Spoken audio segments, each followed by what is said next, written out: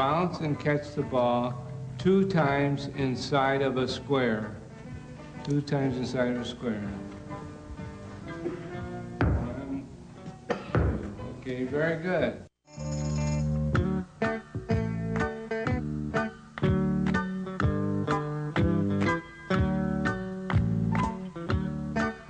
Another valuable tool in our Perceptual Motor program is the coordination ladder. You can see by the design of the ladder, it allows us to work on dynamic balance as well as space awareness.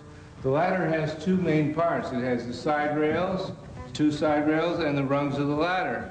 So we can ask the children to walk on the rungs, walk on the side rails, as well as working in the spaces between the rungs.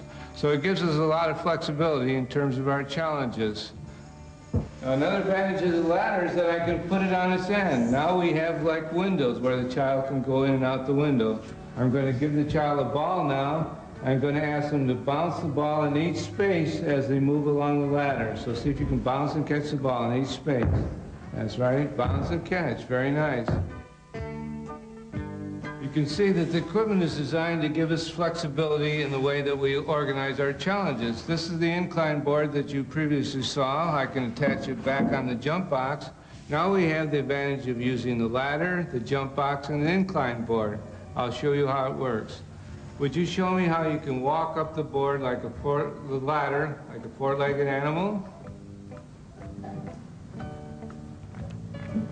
And what I'd like you to show me how you can creep down the bar, creep down the board on your hands and knees.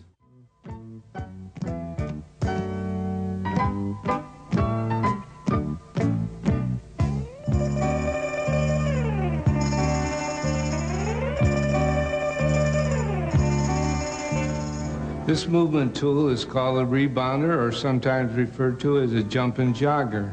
The purpose of this tool is to help the child in terms of dynamic balance in space, and also in terms of body awareness and improved laterality, as the child has to organize each side of the body to maintain control. This is not a trampoline.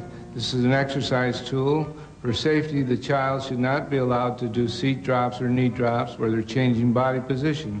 All activities on the rebounder are done from the feet position or standing position. When we start the child using the rebound net, we want them down low, so they're actually sitting on their heels. They start in air scratching position with the object up high. They're going to throw against the net and see if they can hit their chest. That's the starting point. They don't have to catch it. We're working on accuracy and also force and effort in terms of our throw. This time we're going to go to the mature catch. We're going to get our hands ready. We're going to catch just with our hands. Okay, ready, go. Hands up, get that pocket. That's good, get the pocket. Good. You're doing so nicely that I want you to stand up. Now we're going to get up to a higher position of balance, and we're going to throw from our feet. We're going to have our opposite foot forward. So you're throwing with your right hand, so you're going to put your left foot forward for balance. I want you to throw and see if you can catch with your hands now. You're scratching position, overhand. Ready, go. Throw a little harder because you're up higher now. Good.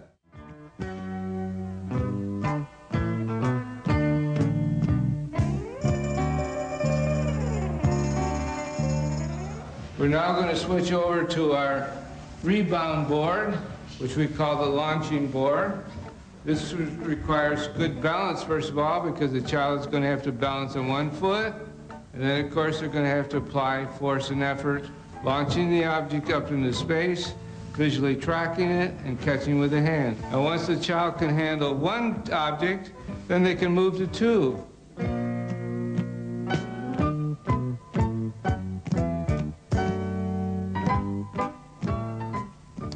The scooter board is a very unique piece of equipment in our Perceptual Motor program because it changes the child's position in space, lowers them, and they can work on static balance. They can actually balance their body on the board in various positions, or we can also work on what we call space awareness by adding obstacles to the environment. Now, the thing about the scooter board is that you need good wheels. Without good wheels, you're going to be difficult to really work correctly with this tool. So you have a good board to stabilize the child. Again, we're going to work on balance static balance, and we're also going to work on laterality, where the child has to organize each side of the body as they move through space on the board.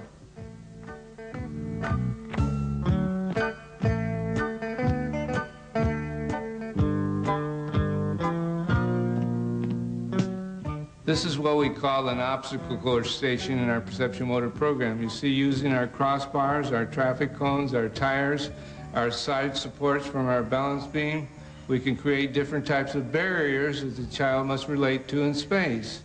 So for example, on this one is our first very early obstacle course. We call this the over, under, through obstacle course.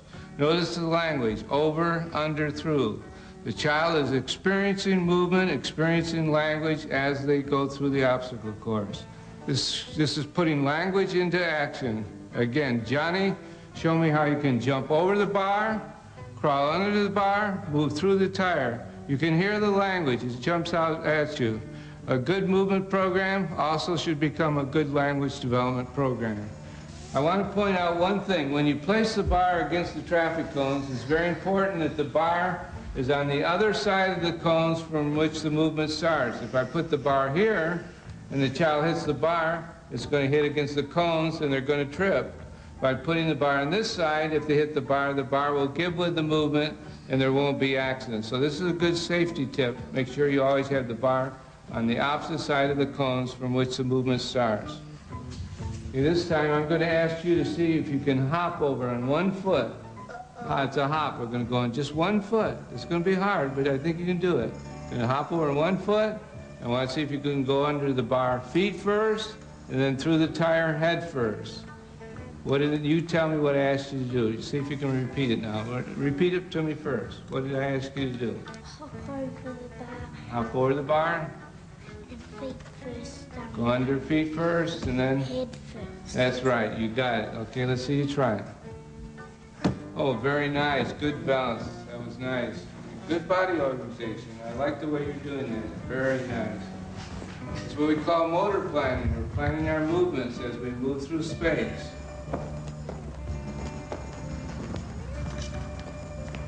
Very nice.